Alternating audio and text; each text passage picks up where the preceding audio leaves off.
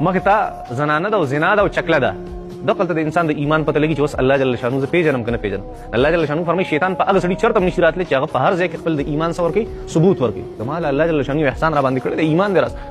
الله جل شانو فرمایي ای د آدم علیه السلام اولاده چرته دا شیطان تاسو دوکه نه کړي. ګوره یاد ساتئ دا ستاسو پخوانی دښمن دی. لکه ستاسو مور او پلار د جنت نه راایستي و هغې بې حجابه کړي و د هغې عورت یو بل ته ښکاره کړی او دقه یې د آدم علیه السلام سره کړې وه.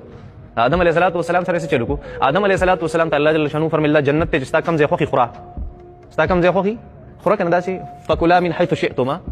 دا ټول نعمتونه دي خو دا یو څیز د دې نه ځان وساتئ. شیطان ورته هغه څیز ښکلی کړو او هغه یې پرې وخوړو. دا الله جل شانو چې د آدم علیه السلام دا واقع دی دا مطلب نه چې آدم علیه السلام نعوذ بالله ګمراه او یو هغه نه ګناه وشو یا هغه غلط و یا داسې. دا خو الله جل شانو ډومبی مثال ته پیش کړو چې ستا د مور او پلار سره دا چل کړو نو ستا دا سړی دا مخلص نشي کېدی. هغه ته په دروغ قسمونه خوړلي نو ته ورته څه ښکاري؟ دې خبرې ته م خیال یا بني آدم ای د آدم علیه السلام اولاده لا یفتننکم الشیطان. چېرته هم تاسو په فتنه کې ونه غورځئ. څوک؟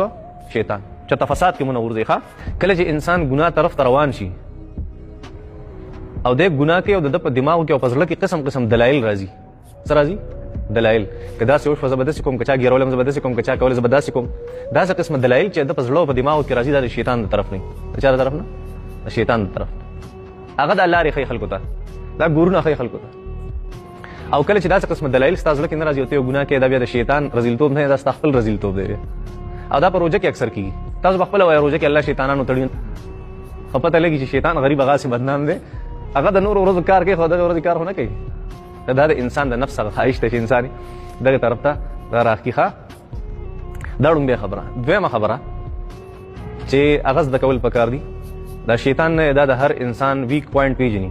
یو کمزوری یو نقطه پکې ګوري که نه په هغې طرف یې وایي چې دی به په کم طرف دوکه شي نو کمزوری پوینټ ګوري. دویمه خبره ده.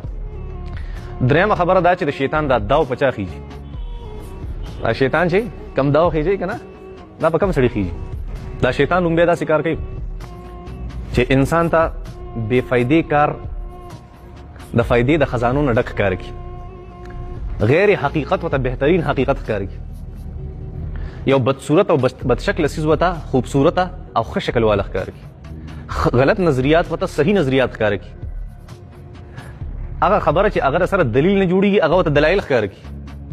هغه لاره چې هغه د ګمراهۍ لارې هغې ته ورته د هدایت جامې ور واچوي هغې لارې او د هدایت بابونه ورته په هغې کې وښیي. یو وړوکی کار هغه ورته غټ ښکاره کړي.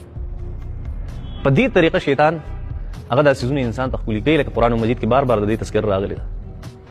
بیا دا انسان څه چلو کي دیم هغه حقایق هغه څیزونه چې هغه غلط دي دی وایي که دا ټیک دي او هغه یو صحیح حقیقت